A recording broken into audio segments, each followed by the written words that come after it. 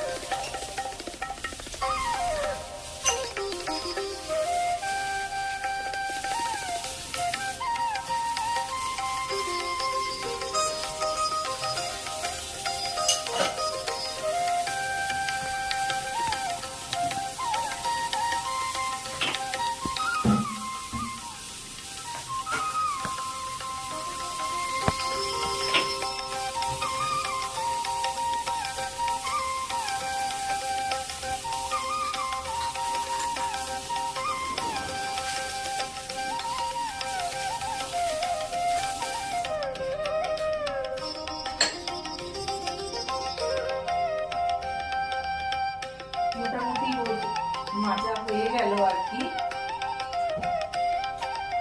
শুধু একটা কড়াই রেখে দিলাম, ওইটা আমি পারি না, কিন্তু পারছি না, দেখি কান্না এলে তখন তো আমাকে করতেই হবে।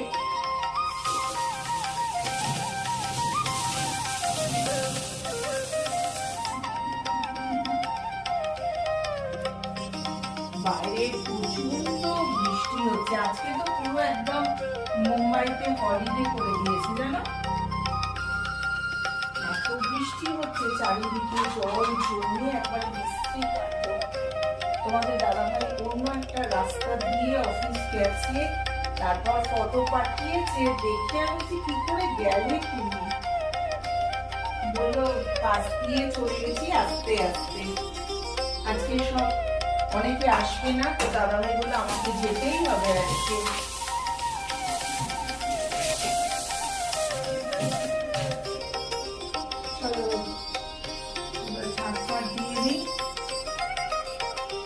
তোমাদের দেখিয়ে দিই, দেখো যতটা পারলাম বাসন মেজে নিলাম। ছেলেরা তো বলেই খালাস, এখানে আবার কড়ার খুন্তিটা রেখে দিলাম, রান্না করব। যে রেখে দাও না, কালকে এসেও করবে, কি আছে, যেটুকু দরকার সেটুকু করে নাও। এটা কি সম্ভব?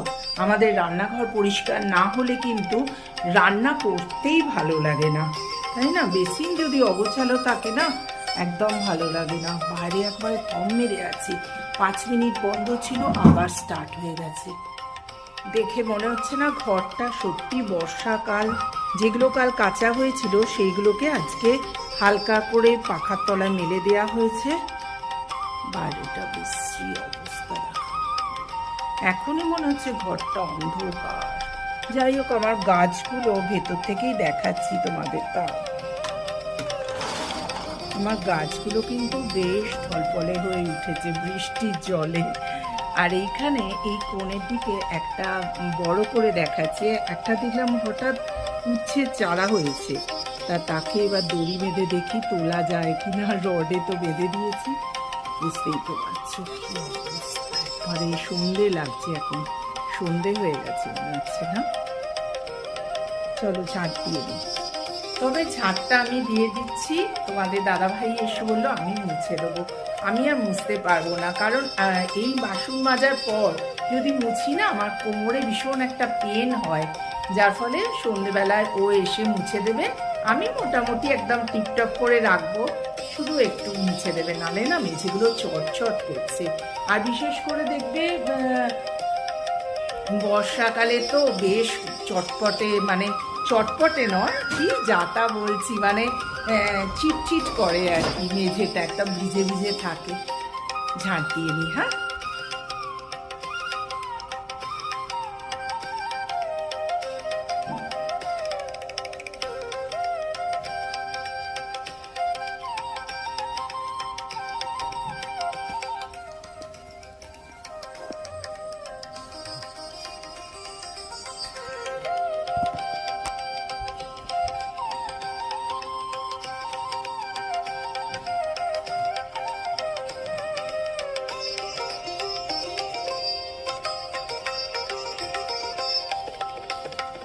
দেখো আবার প্রচুর বৃষ্টি আরম্ভ হলো।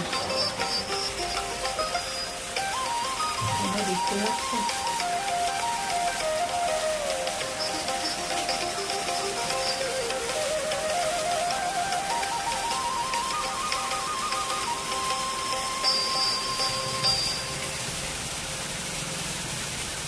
আর দূরে তো একদম পুরো বন্যা হয়ে গেছে, দেখছো বৃষ্টি হচ্ছে এবার।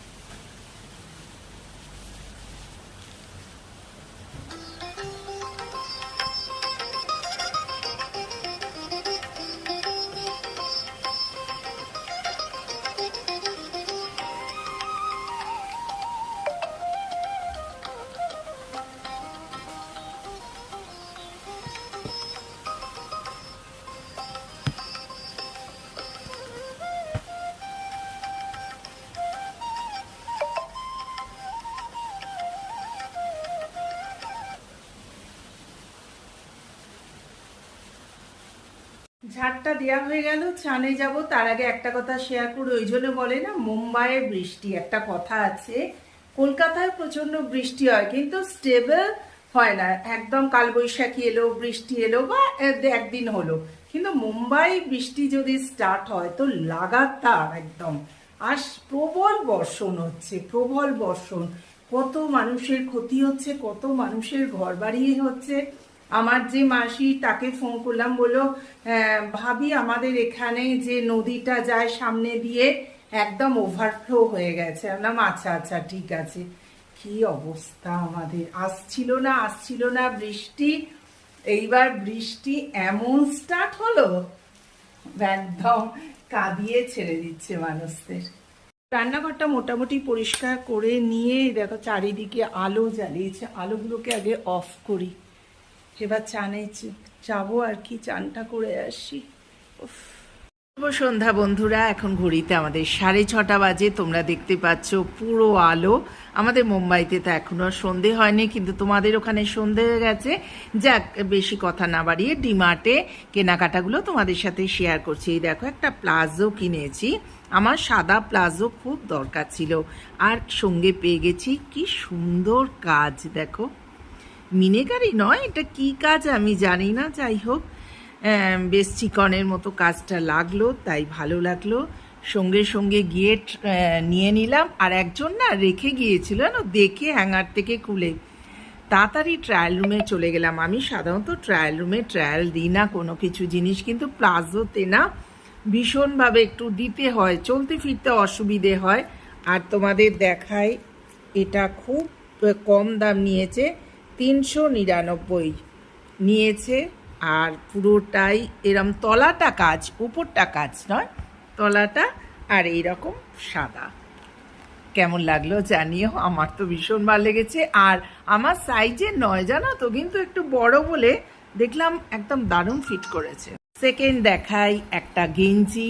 আমার কালো গেঞ্জি বরাবর একটু আকৃষ্ট করে। শুধু গেঞ্জি নয়, আমার চুড়িদারও কালো হলে দারুণ লাগে, এই যে ঘরে পরবার জন্য বা হাঁটতে যাওয়ার জন্য।